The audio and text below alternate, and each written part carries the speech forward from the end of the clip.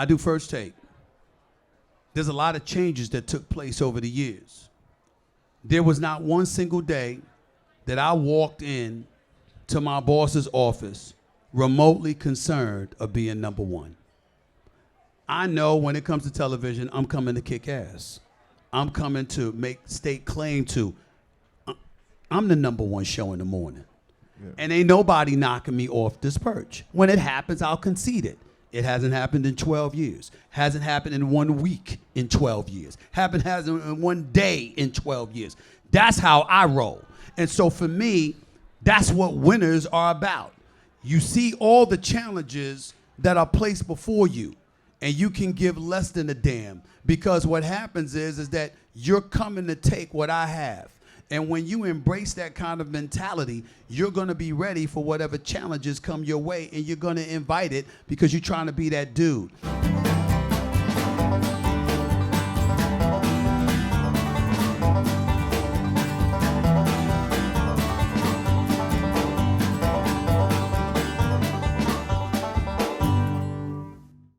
Howdy, Texas.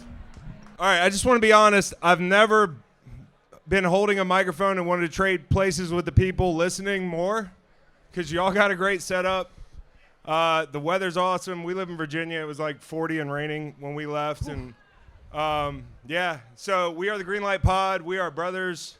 We are the other Kelseys, the less successful Kelseys. More affordable. More affordable, better 5-star crash rating. Yes. Better family vehicle.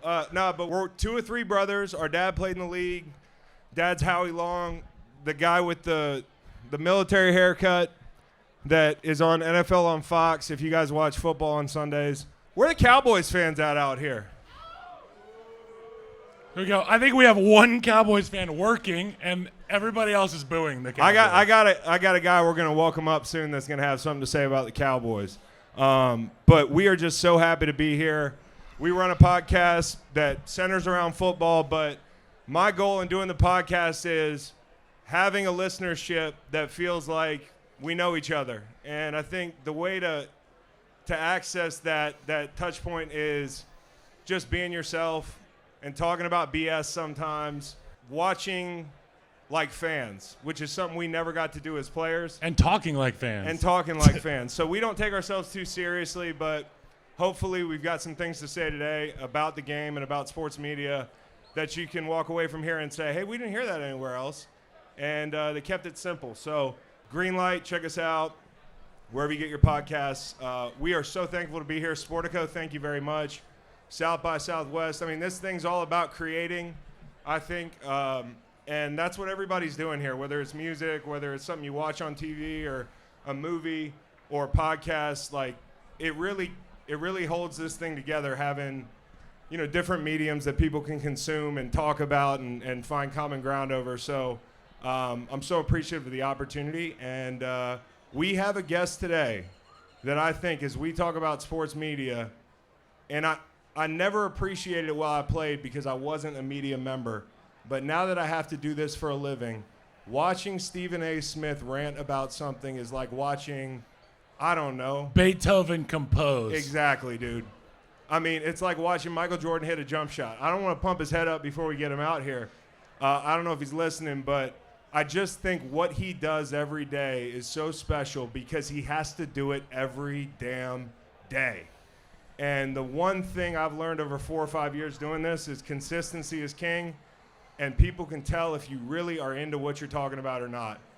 And I can never tell. Even if if Stephen A. Smith is ranting about something totally uninteresting, I am convinced that he cares about it like it's Game 7 of the NBA Finals. And I think that's what makes him great, his work ethic, all that stuff. We'll explore that more, talk a little football, a little basketball. So without further ado, in my opinion, one of the absolute greats of our era in sports media, you know him if you watch TV or watch sports, Stephen A. Smith.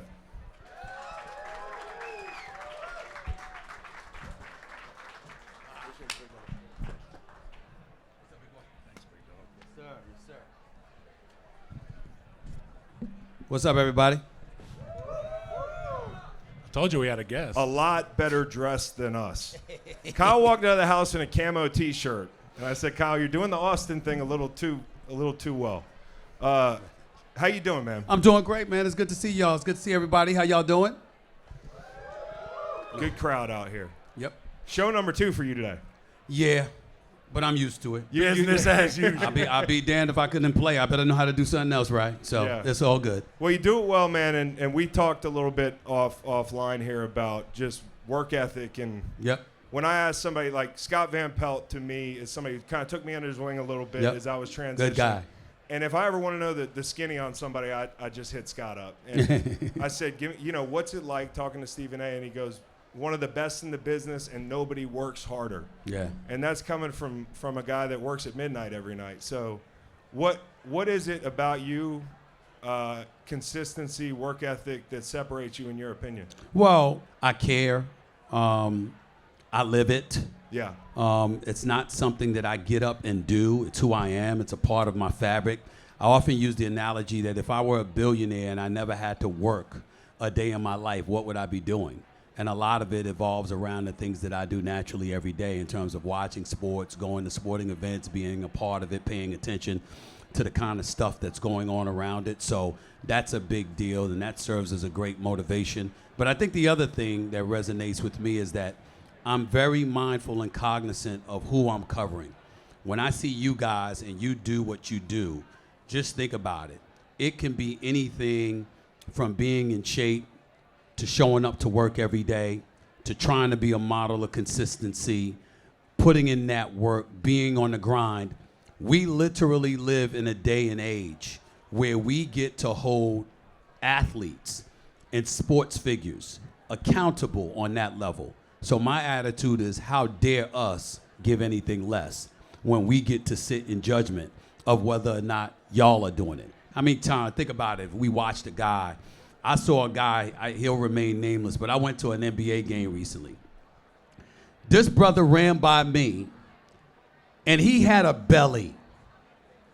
Now, damn it, you're an NBA player. Yeah, I might What the hell are you doing with a belly? That really, really bothered me. Yeah. Because I'm thinking about an 82-game schedule. I'm thinking about the playoffs coming up. I'm thinking about what you're going to be required to do. You're running slow. You got a belly. You clearly have been eating too many Doritos, Cheetos, or whatever the hell it is. And literally, I'm sitting courtside at the game, and I'm watching this. That really, really bothered me. Well, it bothers me a lot more now that I've gotten myself in shape than it did when I was walking around with a belly of my damn self. You see what I'm saying? Yeah. And so you just look at things like that, and you take it from that angle, and you recognize the importance of accountability. And it inspires me to be accountable to myself, and that's what I love about covering sports, particularly on a professional level, because with whether you guys know it or not, you set the example of what we as human beings should aspire to be For the in most terms part. of taking care of Yeah. yourself, and I appreciate that. Yeah, except the guy with the belly. That's right. Western Conference team? Yes. Surprisingly Western Conference? No. Okay, all right. All right, so geographically, there's one team in the West that I was thinking maybe. You touched on something, accountability. Yeah. Dude, I watch you, and it seems like you care about that responsibility. When it comes to athletes, you just expounded on that, but I feel like we're in an era where, because of overexposure, because of the 24-hour news cycle, because of Twitter or X or whatever you want to call it, today's athlete, that wall between media and athlete is just a thin glass barrier. Right. Like, the back and forth between a media member and an athlete can create news. Do you feel like today's athlete is too sensitive when it comes to the consumption? Hell yes. You do?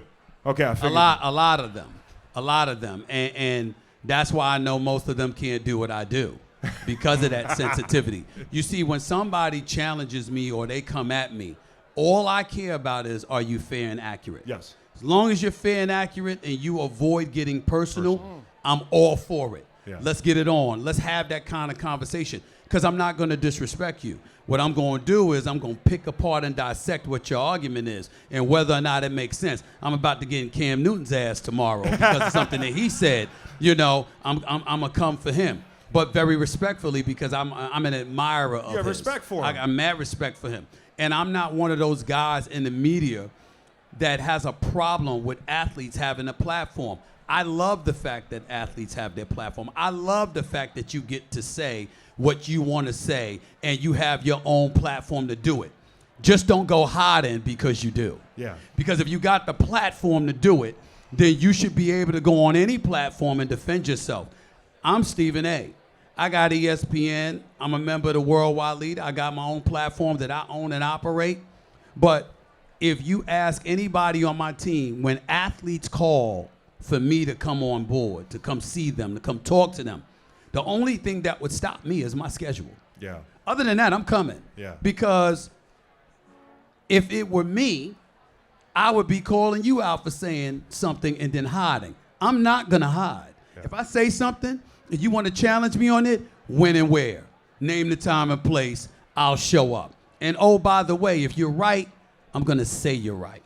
And it's not a problem because it's going to be that level of respect. You deserve that as an athlete, but I'm going to show you that I deserve it as a professional. Here's what's interesting, and I don't want to debate you. You probably kick my ass in that, because he's always down to debate. And to your credit, I think when I watch you, you are not afraid to be like, yeah, I was wrong on that one, which I think is the key. Like, and it's liberating to just do that. If you got to always be right, that's exhausting. It's stupid. Yeah. Because especially when you're talking to an athlete about sports. I think one of the things that I've tried to teach athletes about me, and I think those who get to know me, regardless of whatever beefs I've had throughout the year, no athlete that has sit down and talked to me has ever had a beef with me after we've talked, because they understand where I'm coming from and they know that it's not personal. And so for me, when I'm talking to an athlete or what have you, it's like, wait a minute. When you got reporters and other people who never did what y'all did Right. on your level, the greatest insult you can give to an athlete is acting like you know what they know, you've experienced. I don't care what stats you have available. I don't care who you've talked to. I don't know, nor will I ever know what you guys know as former players. So what I do is I come to an athlete and say, I don't know that, but I have been covering your sport for 30 years. And I do have all these connections. This is what has been said about you. Come with it. And at that point, if I'm honest about it, you're going to respect it because I'm not coming to you like I know what you know. Yeah. And now we can communicate. That's the hard part as a player, because we take extreme pride and ownership in I'm the player. It's the man in the arena. How could it not be personal? It's my job. I work at CBS now, Yeah. and it became clear to me that there are guys who are 5'7", $150, that wear 4-inch thick glasses that know more about the game than I do, and that was a tough pill to swallow for me as a studio analyst. And when I listen to games, the coupling of the intelligence of the game by these quarterbacks mostly, right? It's Troy Aikman and Tony Romo. Those are the two hot ones. He's guessing. Tony's guessing a little bit. Who do you like the most? Who do you enjoy listening to the most on a Sunday evening, 12 o'clock, 1 o'clock window, whatever it is? Well, for me, it's Mondays because I love me some Troy Aikman. I just do. I think that he's straight up. I don't think he suffers fools nor foolishness very much. He tells you where he stands and how he feels. But I got to admit to you, I respect everybody. I haven't looked, whether it's Fox, CBS, NBC on Sunday night, ESPN. I have not seen any show where I've looked at somebody and based on their acumen said they don't belong there. Gotcha.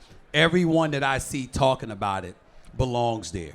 And am I going to be partial to ESPN to some degree? Yes, because even though I know certain others, I work directly with a Ryan Clark, a Marcus Spears, a Shannon Sharp, a Dan Orlovsky, and others, and they know their work inside out, and they put in that work. But your knowledge is one element. Knowing how to do great television is another. And when I think about me, it's like, okay, the theme of First Take, if you really, really look at it, is it's the world against Stephen A. Smith. So I'm debating all comers. Basketball, football, boxing, UFC, tennis, blah, blah, blah. You have some fools out there as journalists who will try to act like they know what those individuals who participated in the sport know. I don't do that. Right. What I do is I've been covering this for 30 years. So I got sources all over the place. Not only do I have sources, some who stood right next to you, hell, some who raised you, some who tutored you, some who counseled you. Damn it, in some cases, some who gave birth to you. I know all of these people. And oh, by the way, there's footage of you saying this, and that, okay? So you deduce it as a journalist, and you're saying, yo, I'm not the athlete that you were, but you ain't the journalist and the pundit and the commentator that I am. Let's go. You give your perspective against mine, and my attitude is 99% of the time I'm going to win, so I don't worry about it. Well, you hit on a good thing because I think players do this too much when we get in these arguments post-career about a media take. I pull a card right away. It's, well, you didn't catch half the balls I did, or you did. Well, buddy, that doesn't mean you're good on TV. You know, if you were, that would mean the best in the game or consistently the best analyst, and that's not the case. Dan Orlovsky, and he's my buddy too, stepped out of the back of the end zone. People make a lot of fun of Dan. I still do all the time. And I tell him to eat it up. He's great at his job. And Fantastic. Also, you have to realize whoever you're talking to as a pro athlete, they're special being there, period. So I always have this thing where people are like, that player sucks. I'm like, that player does not suck. That player is rare just for being there. But I would challenge you on that. Yeah. Because it's not, you're literally speaking, you're absolutely right. Relatively speaking. Relatively speaking. Yes. What we're saying when we say that is on your level according to your contemporaries. Like when Kwame Brown comes after me. I don't even want to talk about Kwame Brown, bro. Nothing but respect. And here he comes after me. Well, you know, better than you. Well, bravo, you were better than Stephen A. Smith. Really, congrats. That's your claim to fame? Yeah. I'm talking about you being the former number one overall pick compared to your contemporaries. Right. And so, of course, you were better than me and various others throughout the world. But did you maximize your potential based on the expectations? Because we're all held to that standard. And then when you take into account salary caps, salary structure, the fact that your position denies somebody else who may work harder, who may care, who may be better, who may have put in the sacrifices necessary in order to elevate their level of play, when they're denied an opportunity because of your spot on the roster and you're not maximizing their opportunities, that's where people come in. But on too many occasions, we don't see reporters going out of their way to explain that. Yeah. And as a result, it gives folks the license to come and talk smack about you, and they get away with it because you haven't articulated exactly what you meant.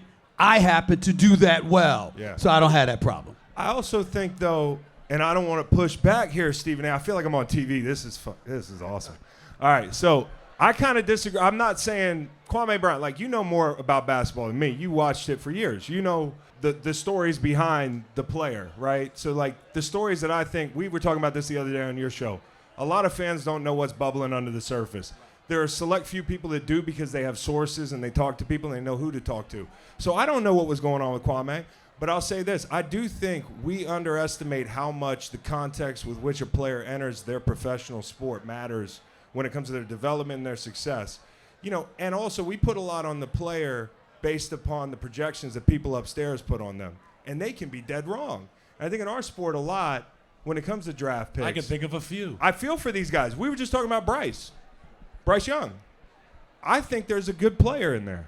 But the truth is we might never see it because you are so dependent on your surroundings in the NFL. There are a few guys who are special, right? Mm-hmm. The minute I saw C.J. Stroud duel it out with Joe Burrow in Cincy this year, I was like, this guy's special. Right. He's different. But most guys, it depends on the context around him. We were talking about this the other day with Baker Mayfield. Right. He just got paid today. Right. Remember what we were talking about? Yeah. I said the other day I would probably take Baker over Russ this year. I couldn't believe it. He couldn't believe it. He was incredulous. I would take Baker as well. Yeah. I didn't feel that way. But I could be wrong because Baker did have a good year this year. There is no doubt about that. But I saw enough bad years to be reticent about placing long-term faith in him. Now, that's not to say he can't play. That's not to say he's a scrub, because he's not. He can play. Yeah, But my question is, can I depend on you to consistently produce? You know, because you could have a good year and then there's more film on you. You guys know this better than me. And to me, you know, I don't worry about my commentary from this perspective. My commentary doesn't come out of thin air. Right. It comes from the experts. Right. It comes from people who know. I don't know football the way Kyle and Chris know football. Yeah. So if I'm talking to Kyle and Chris privately, Yeah. and they tell me something, I'm going to go like this, okay. So then when I say something and everybody's like, oh, no, oh, you don't know what the hell you're talking about. The first thing I do is tune in to Chris and Kyle. Listen to them say the same thing, but you got no problem with them. Right. So why do you have a problem with me? Right. Because you're trying to question the credentials that I have as to why I'm saying what I'm saying, where you can't question their credentials. And my argument is, bump the credentials for a moment. It's the intel. I got the intel from somewhere. You don't know where I got it from. I used to cover Allen Iverson. How many times when I was covering Allen Iverson, my information came directly from Allen Iverson and Larry Brown? But I didn't say so. So when somebody said, what does he know? And I'm going like this. How the hell you think I know? I'm not making it up. I'm not just saying it. I got it from somewhere. And when you're doing that and you're making sure the audience knows that, then if they don't want to embrace it, it's all because they hating. Right. Because how many people really just want to hear you talk? They want to know the quality of your sources. And the one thing no one can question about, they can try, but no one can question about me. Everybody knows I talk to people. Yeah. You've seen the people that I've been around over the years. It's an accident.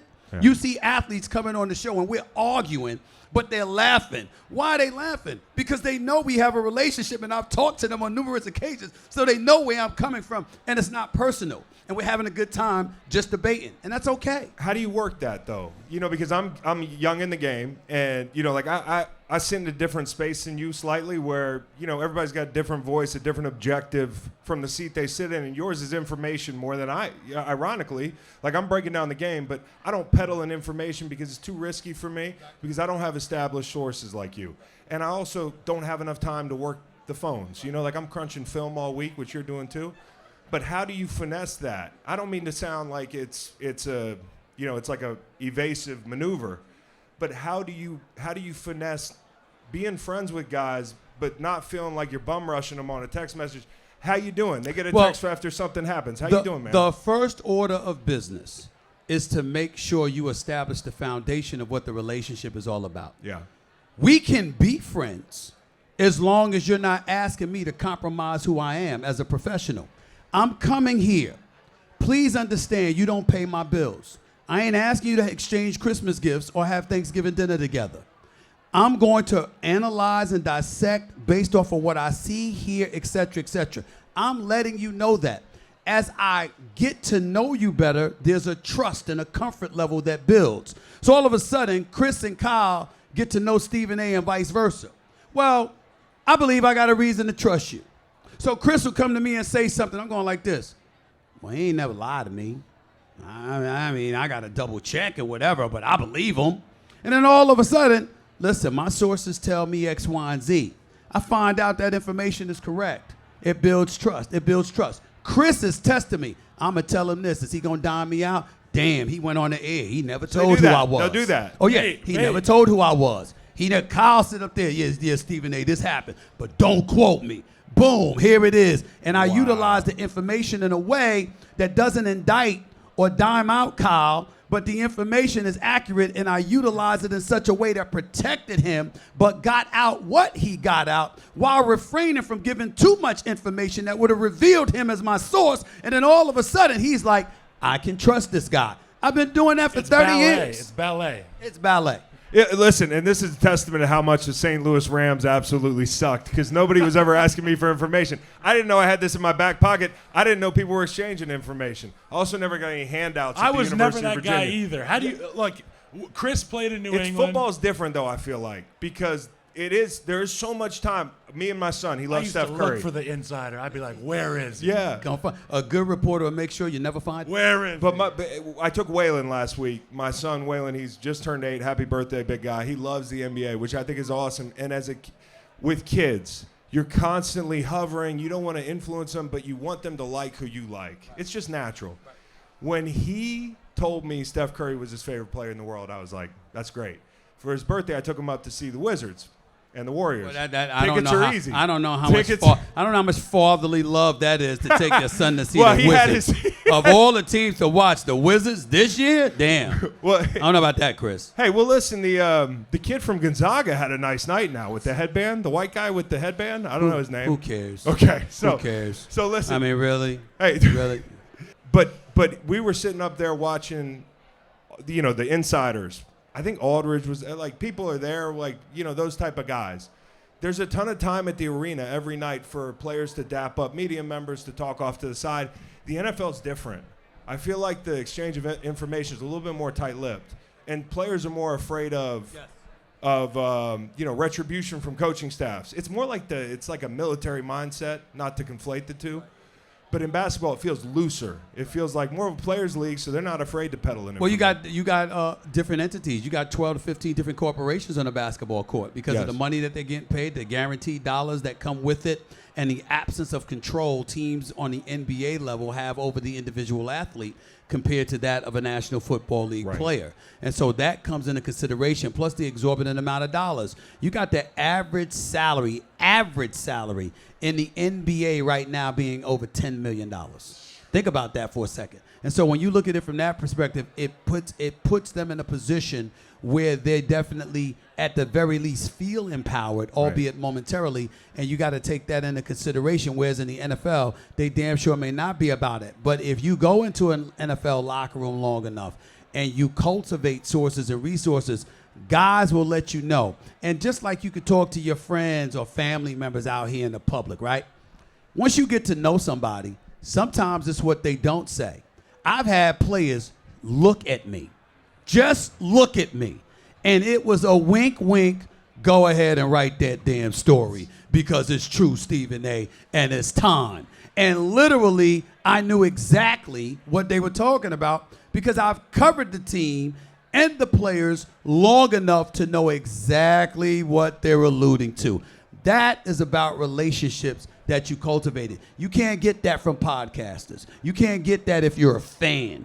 But if you're somebody that's entrenched in your respective sport and entrenched with cultivating relationships and it spans decades, you can get away with doing that because people know you know what the hell you're talking about.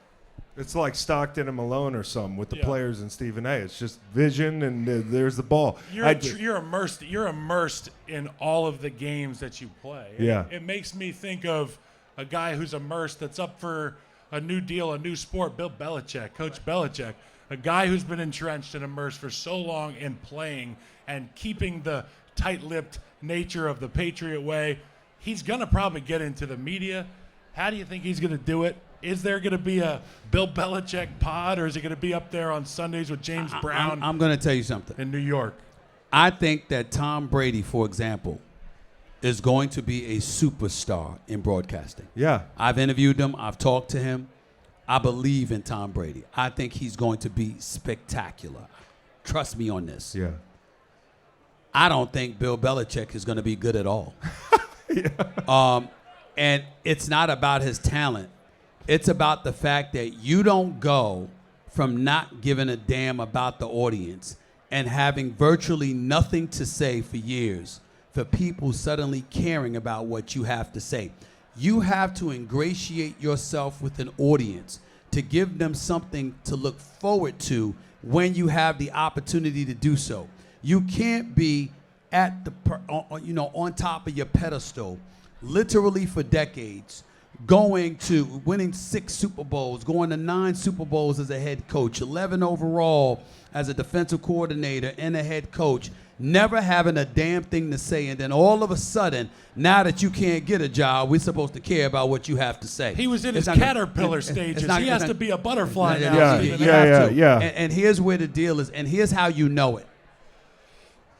We live in an age where you see youngsters entrenched in analytics and data, quantitatively, qualitatively, looking at things a certain way, managing, analyzing it, and speaking the language of the owners, right? Why do you think Bill Belichick don't have a job? That's the reason. Because these guys want to do what they want to do. And you know good and damn well Bill Belichick has forgotten more football than most of these people know. So once he comes in-house, who's he going to listen to? Nobody believes he's going to listen to them, which is going to disempower them and strip them of whatever potency they hope to have, which renders their job useless. Who's going to hire somebody that they think is going to make their career get reduced to that? The answer is going to be no one. And so in order for Bill Belichick to land a job on the National Football League level, it's going to have to be a decision made by an owner himself as opposed to some young executive he's handed the reins to. Because that young executive is going to want someone other than Bill Belichick, because he's going to want to be a voice that his coach is going to listen to. And there's nobody in hell that's going to believe Bill Belichick's going to listen to them. So there's no scarcity model with, like the inflation of a player that talks a lot over a long time, and you get the currency of his remarks kind of get, brushed away. Bill hadn't said anything for a while, and that to me is the appeal of it. I'm more curious, like when he went on game day, he does have a different side. Now, if people are into it or not, we'll see. Time will tell. The thing about him getting a job is, and I agree with you, the minute he was out in the market, I worried about two things. Number one, he hasn't interviewed in 30 years. So, this guy hasn't been dating in a while. You know what I mean? You can't take him out in public. Real rusty. He's a little rusty, man. Real rusty. So, he might need some advice from you on the in the mailbag section of your, I don't know if I can give him any. You don't use it, you lose it. Yeah, but, 30 years of not interviewing, the game's changed a lot. You talked about analytics. Owners also, they don't like being alphaed. And GMs, if there would be a GM in that setup, because obviously you and I both know he'd want to control, he'd want to buy the groceries and fix dinner. Yes. As Bill Parcells would say. Yeah. That's a non-starter for a lot of, owners and executives. Yeah. So this is not it's not an outcome that I didn't see coming. And let's remember something. As you look at this media industry, and you look at the advent and the proliferation of the whole podcast world and what have you, there are different things being utilized for monetizational purposes. Yeah. Everybody's trying to find a different way to make a buck, right? Well, if you're looking at any business, what's going to get in the way of marketing your product? A lack of marketability. You tell me one person who trusts Bill Belichick to market something for them. Think about that. I know he's going to win, and ultimately winning might pull it off. Don't get me wrong. But that's applicable to anybody.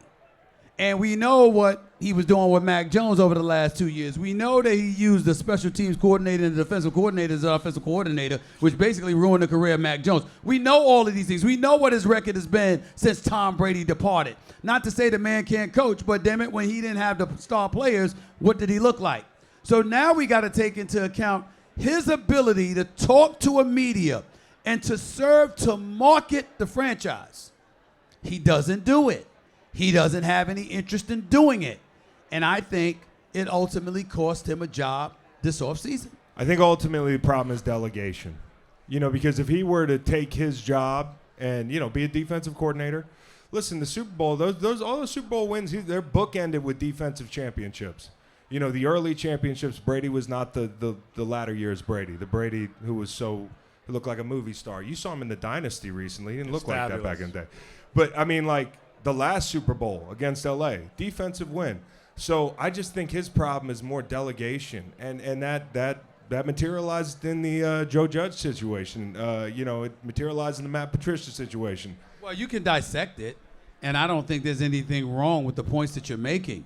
But I think the overall point is more profound than you're willing to admit. Nobody gives a damn about Bill Belichick right now. What they say is, he's a 6-time champion. Yeah. We respect the hell out of him. We know he's a brilliant, brilliant football mind. Yeah. No one cares. This is why he's so good, because when I woke up this morning, I was saying, everybody wants to hear Bill Belichick. Now you don't want to hear him anymore. You're like, the hell with this guy. There is no other side to this argument, and this is the other side to the argument. Yeah. And if you don't have anything interesting to say, and you got all that stuff in your brain, and you're not willing to get it out, I agree with you. All right, so there's not a place for it. Who's somebody you can't wait to see? Matriculating in the media. There's one for me that I think Draymond's going to be terrific. When he's on TV, I think they're cooking with gas, dude. I like Draymond. I think Draymond is pretty damn good. I've got a lot of respect for him. I just think that you gotta, even though he's a 4-time champion, you can't just plummet into the twilight.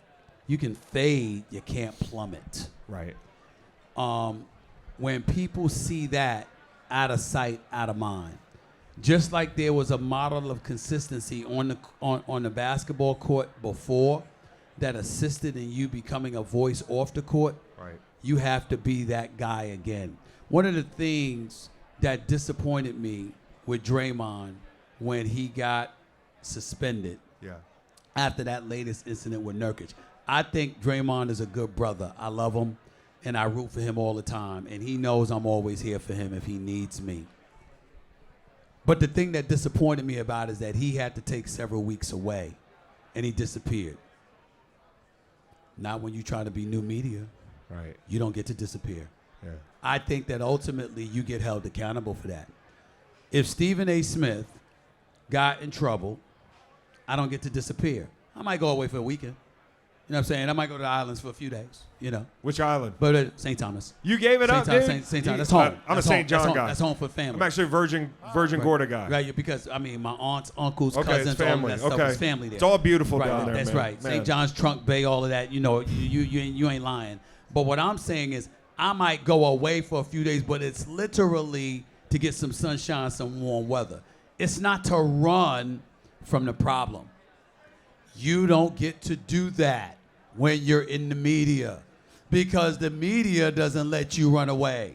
When it's your turn, you don't get to hide. Yeah. And I'm not accusing him of literally hiding because I got too much respect for Draymond to do that.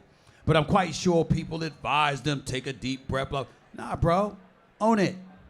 Own it immediately. Anybody can say the right things after you're away for a few weeks and you talk to the right people and you become therapeutic and introspective in evaluating yourself and the mistakes that you made. If we all had an opportunity to do that, there wouldn't be any mistakes that were aired, okay? You got to show that you can do that in the moment. And I think that matters when you're talking about new media. That's something I had to deal with early on as a player in Chicago because of a guy that you and I both know well, number 6, Jay Cutler. Oh, this is funny. I don't know forgot if to there's bring any this up. Jay Cutler fans out there, but I'll tell you, you can hang out for a second. I'm going to tell a little story. So my rookie year, I got drafted by the Chicago Bears, and I got drafted to help keep Ndamukong Suh off of Jay Cutler, which is impossible, by the way. That's a tough one. And All right. at the end of the year, ESPN puts on a beautiful party at the Super Bowl every year, and Stephen A. was there, and he is, you know, everybody wants a piece of Stephen A. Everybody wants to talk to him. And I had a couple too many pops, which my dad probably advised me, do not have any pops before you go to this party because there's people in this business. And I saw Stephen A., and Stephen A. was tough on Jay Cutler, and deservedly so. And I forget what I said. I had a snide remark to you, and I interrupted you and an adult. I'll tell you, you did this thing. When I you was a put your hand child. on somebody's shoulder, you have no idea how that feels, bro. And Stephen A. didn't say anything to me, but the look that your players give you when they say write the article, that's a look you gave me. You gave me you dumb do the MF look. Do the look. He gave me this. With the eyes, dude. And just I couldn't believe- apologize, but I was sensitive. You didn't need to apologize. Listen, nobody put on the Jay Cutler pom-poms more than Brandon Marshall. No. I He's mean, here. it was- You're looking at him. I'm- They used not to even send you. me to the podium. Not even you. Not even you. It was ridiculous. And this is the thing that kills me. They talk so much. And first of all, you never owed me an apology. I was never upset at you, not 1 second. I felt bad for you. I was embarrassed. I felt bad for you because I'm like this. These guys are just coming in the support of this dude who is completely unreliable. And you got to remember, I never once called Jay Cutler a scrub. I never once implied he couldn't play. I said, look at him. He looks like a depressed individual. He looks like somebody whose spirit you have to uplift. How the hell is that your quarterback? And then I was done. When y'all were in the NFC Championship game, and that brother couldn't come into the lineup, all right, he had to leave an NFC Championship game in Chicago on his home turf, but somehow he could ride the bicycle. Well, if you can ride the bicycle, you can backpedal and throw a damn football. I'm like, damn it, it's a Super Bowl berth on the line. I don't don't want to hear all that. And so when that happened, and that damn Brandon Marshall, because I love Brandon B. Marshall's my boy. I love him to death. When that man sat There up he there, is. I still hold it against him. He knows I will never, ever, ever let it go. I hold on to him constantly. He's right over there to the right. He knows. He knows. I've never seen, I've been covering sports for 30 years. I have never seen any athlete more supportive than their teammate than I saw that damn Brandon Marshall for Jay Cutler. Good must be a cool guy. And it's unbelievable. He must be a cool guy, Jay Cutler. Well, his choice in women were not bad. Were not bad at all. Let's give him props for that. Yeah, get up Let's here, give B. him Marshall. props for that. B. Yeah, Marshall. B. Marshall, Impressive. B. Marshall will give your side of confirm. the Am I story, telling the truth? Am I telling the truth? Hold on. But, Kyle, you were there, rookie. Was Jay Cutler phenomenal Oh, my God. in camp? Oh, my Yes God. or no? He was phenomenal. You see what I'm saying? You see Bro, what I'm saying? did we- What does that have to do with the price of tea in China? I specifically said, all I said, I didn't bring up nothing about training camp. I didn't bring up nothing about this. I said I have never, ever in my life seen an athlete more supportive of right, their let me do it this way. teammate Let me do it than this Jay way. Cutler. Am I lying? Let me do it this way. Am I lying? Let me take you back. Let me take you guys back to geez. 2013. What year were you drafted? That year. 2013.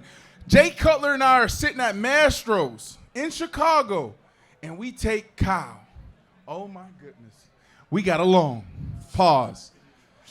And now we're talking about winning the Super Bowl. Jay Cutler looks at me, Stephen A. Smith, and he says, I want to win 2 Super Bowls. I say, okay, cool.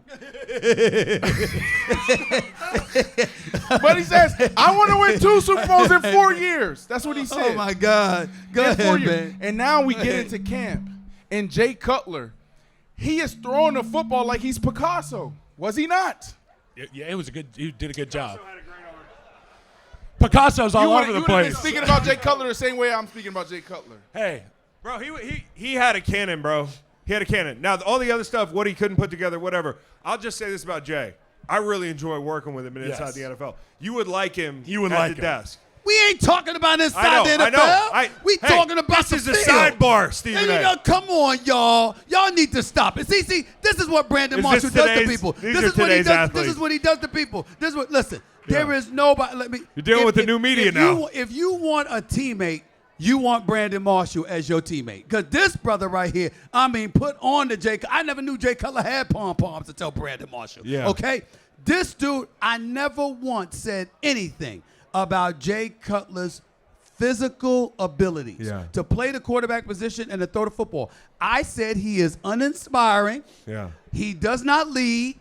And when it counts most, this brother will let you down. And I challenge anybody to show me a quarterback that could not backpedal in the pocket, that literally on would his take bike. himself out of an bike NFC championship game with a berth to the Super Bowl on the line, but in that same moment is on the sidelines pedaling a bicycle, showing that he was ready for Peloton class, but couldn't drop back the pass. You tell me who that dude is. I got a hot take.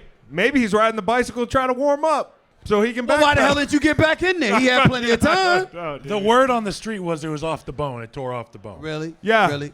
Was he on a bicycle? Yes or no? It's a Kurt Schilling Was he on the bicycle, situation. yes or no? It was a Kurt There Schilling was situation. blood on the socks, Stephen A. You know what? How did we see blood on the socks of Kurt Schilling? Because Because he was on that damn mound throwing that pick. Okay, okay. That's why. Okay, touche. That's why. Touche. Y'all got to stop this. This is me y'all talking to. Y'all got to stop this, All right, man. now, You got hey, to stop this. Since we got your RPMs up right now, the one question Jay Cutler. I always wanted to ask you this.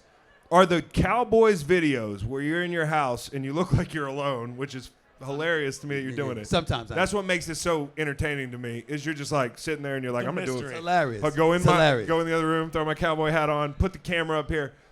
I hate doing selfie videos. Are these one takes? Yes.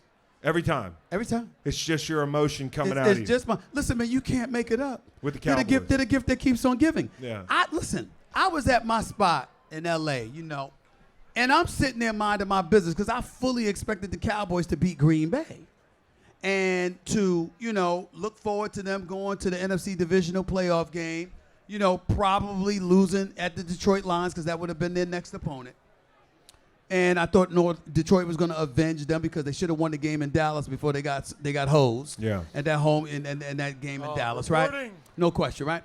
So I'm sitting there, and I'm like, all right, way to go. Green Bay goes up and down the field up 7-0.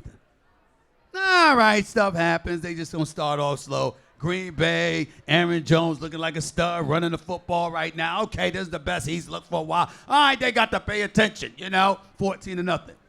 And then Dak throws the interception. I was like this. Oh, shit. And it was a gross one. And I'm looking like this, right? It's gross. And then it's 21-0. And I go like this. You saw the camera come around and went like this. And I'm looking, like I'm letting the world know. I'm watching this shit. I'm watching it. And then Dak Prescott threw the pick six. I'm like, you can't make this up. You can't make this up. I'm like, this is unbelievable.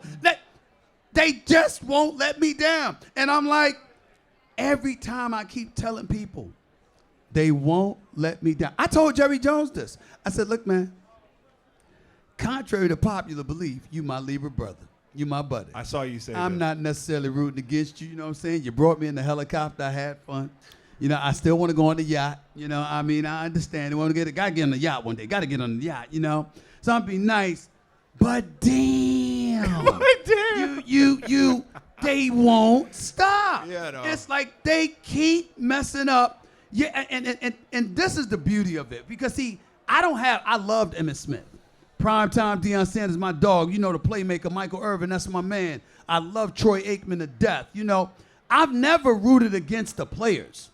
It's them damn disgusting, nauseating Cowboy fans that I can't stand. We're going to win the Super Bowl next year. Right? They go 3-13 now, 3-14. No, we're going to win the Super Bowl next year. Right? They never take a moment to smell their own stench. Yeah. So they get on my last nerves. And so I love rooting against them. And it's like I'm watching them root for their Cowboys, and they go on a little winning streak. This is the year. This is the year. I got one of my boys. His name is Mark Turner. We went to school together, right? I don't talk to him. You know why? Because he talks shit all year long. And then when the Cowboys lose, his punk ass can't be found for weeks. Nah, see, and then, so when you need tickets to Knick game, or you want to go to a football game, kiss my ass. I ain't sending you nowhere. Go get your own damn tickets. Because he pissed me off. Because it's like, take it. Yeah. That's what you do. You typical Cowboy fan. Oh, y'all want to talk, chirp. The second they lose, you can't find us. ABB out for them everywhere. One of my funnest moments, years ago, Dallas loses to the Rams at the Coliseum the year before they moved to SoFi. So I happen to know at the time it's the downtown JW Marriott. Right. That's where I like to stay before I got my crib there, because we do ESPN at ESPN headquarters, which is right in LA Live. And everybody, all the Cowboy fans at the JW, you know what I did? I stood in the lobby, and all the Cowboy fans came walking through the door, and I was like this, don't y'all want a picture? I know y'all want a picture. Let's take a picture together. I stood at the front door waiting for Cowboy fans to take, and they were running, had their kids, they were closing their eyes and pulling their kids away. This is what they do. The typical Cowboy fan, bloviate, talk, chirp, and then they lose, and you can't find them. That is why I like to troll them. And their players don't let me down, because the fans build up momentum that the players can't answer the call on. The pressure is too much, and they plummet.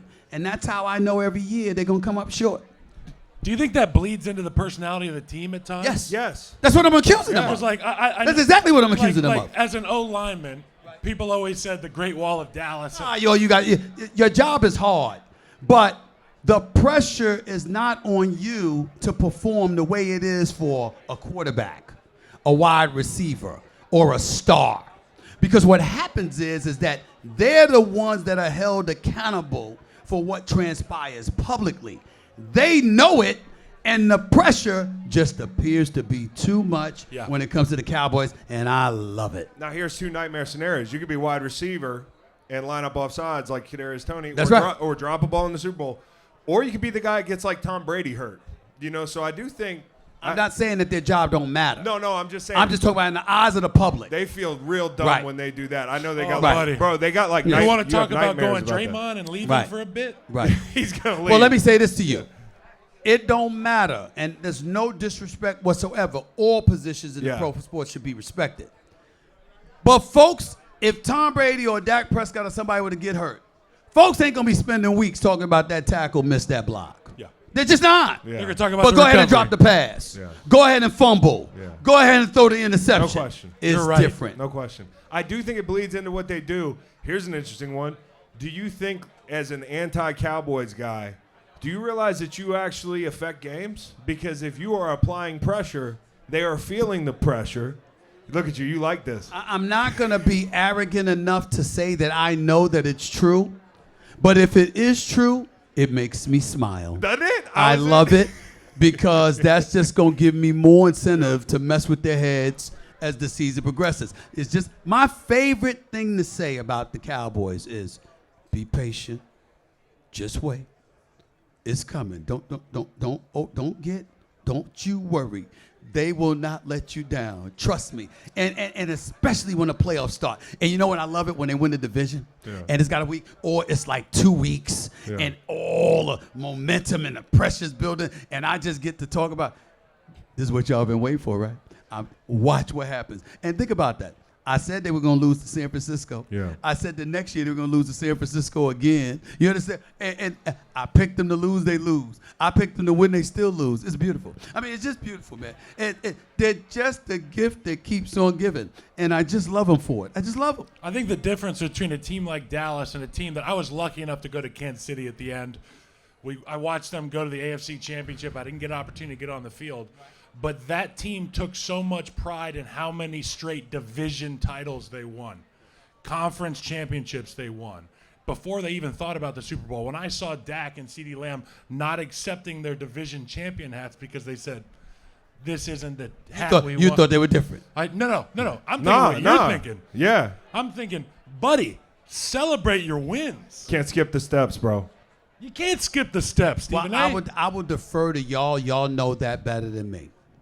What I would say to you is, when Roger Staubach won Super Bowls, when Troy Aikman and the playmaking them won Super Bowls, whether it was with Tom Landry, whether it was with Jimmy Johnson, whether it was with Barry Switzer, and then you look at the Dallas Cowboys really manufacture mediocrity into being the #1 sports brand in North America and arguably the world, worth over $9 billion when the rest of the league is worth on average over $5 billion.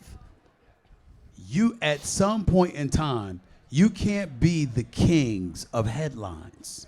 You got to show that you're more than that. And when you tell them that and they don't answer the call, I'm sorry. I'm going to hold that against you with a smile on my face. Because you need to do that. I know Dak is no scrub. I know Dak can play. I know Dak is an all-pro caliber player.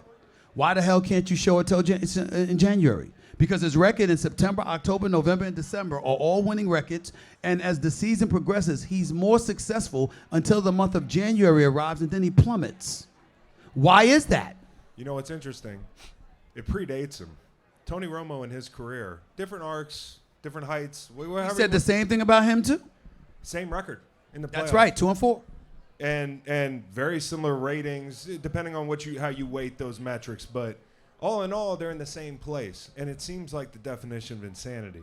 And if I'm Jerry Jones, and I love watching you guys kind of get together at 50-yard line, because you kind of break character and you're like, hey, man, it's not your fault. That's right. You're bringing the players. That's right.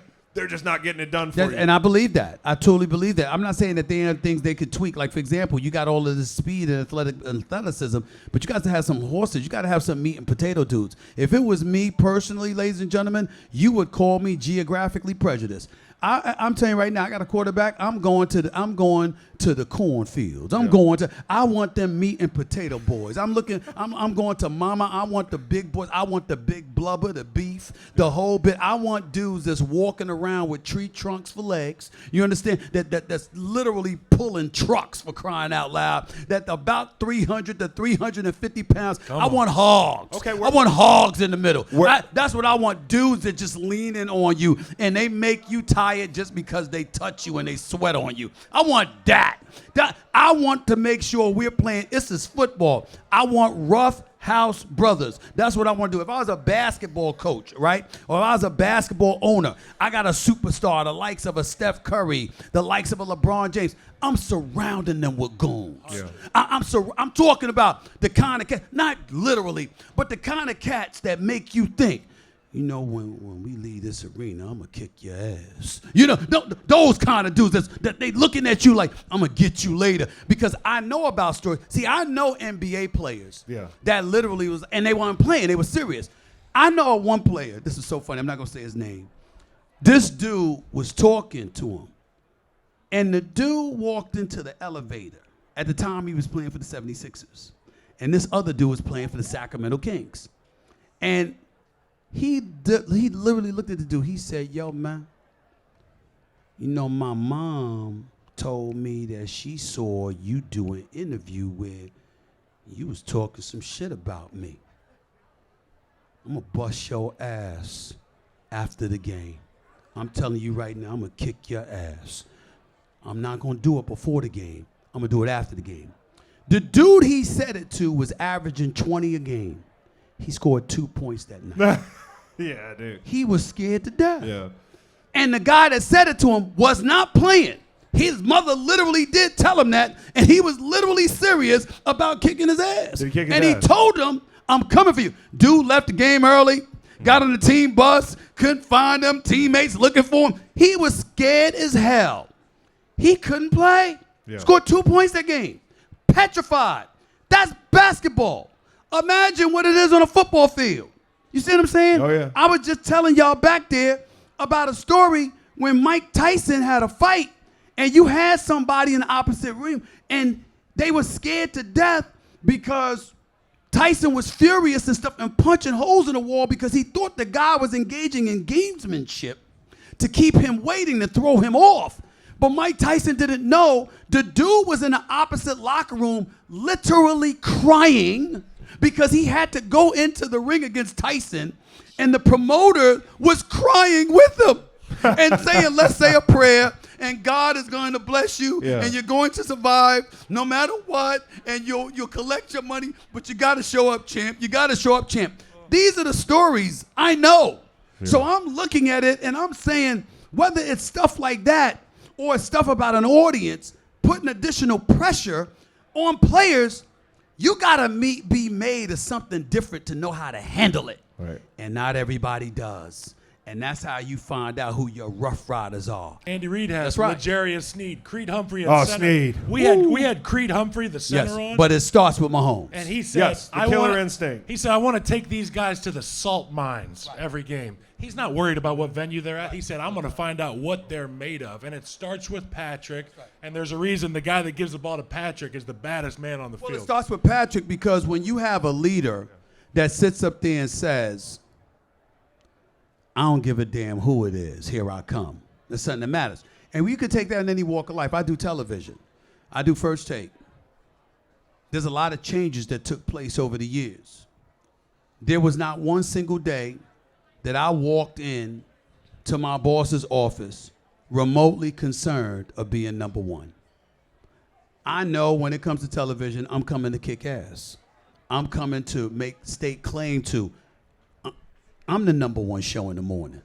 Yeah. And ain't nobody knocking me off this perch. When it happens, I'll concede it.